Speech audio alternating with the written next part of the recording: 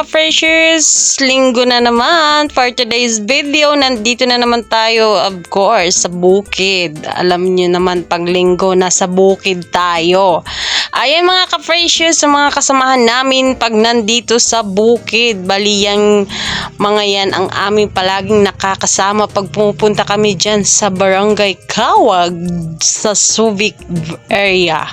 So ayun mga ka-freshers, nakikita nyo naman na nagluluto na si Mr. At syempre for today's video, ang lulutuin natin ay fried isaw, yung mga favorite nyo, diba?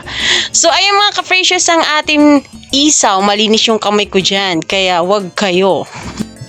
At tara na mga ka-freshers, samahan nyo ako at sisimulan na natin maglagay ng mga pampalasa at seasoning dito sa ating isaw para simulan na natin siyang lutuin at matapos agad tayo.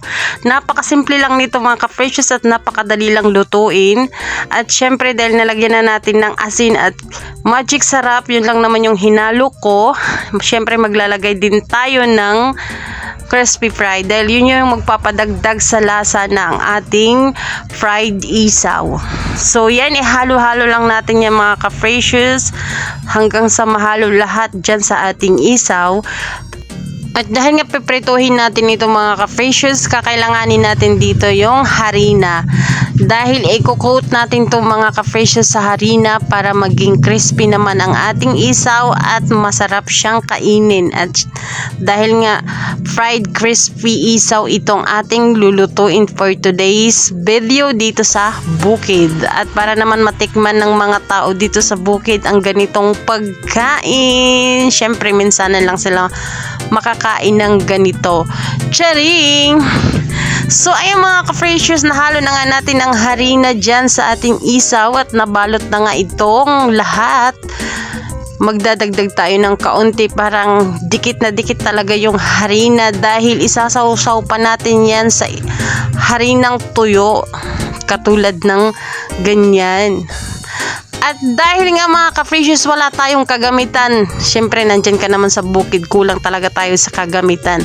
Mag-aalay scouting tarts tayo dyan mga ka-freshers. Magiging Girl Scout mindset tayo ngayon. Gagamitan natin yan ng plastic mga ka-freshers para mailublob lang natin yan sa tuyong harina katulad ng ganito. Panoorin nyo kung ano yung ginawa ko.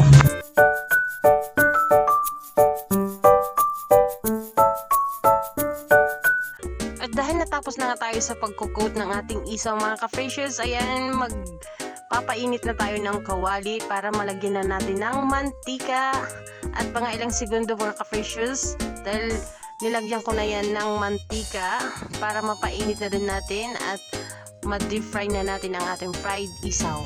So ayan mga ka-freshers, ang sinasabi ko sa inyo, nagupapit na talaga ako dyan ng malaking plastic para dyan na natin mailublob yung mga isaw at dyan na natin i-shake. Charing!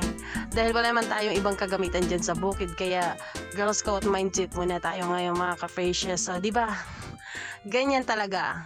Para lang tayo ay makaluto. At dahil nga kumukulo na yung mantika natin mga ka-freshers, ayan, i-deep fry na natin at yan yung hitsura ng ating isaw after natin mailublob. Ayan na mga ka-freshers, i-deep fry na natin yung ating fried isaw. Then habang hinihintay natin mag-brown or maluto yung ating fried isaw, nagsasayawan muna dyan sa sobrang kasiyahan. Nakikita nyo naman kung gaano kasaya ang mga tao dyan. Kaya mga ka-freshers, habang hinihintay yung maluto, sige, sayawan muna.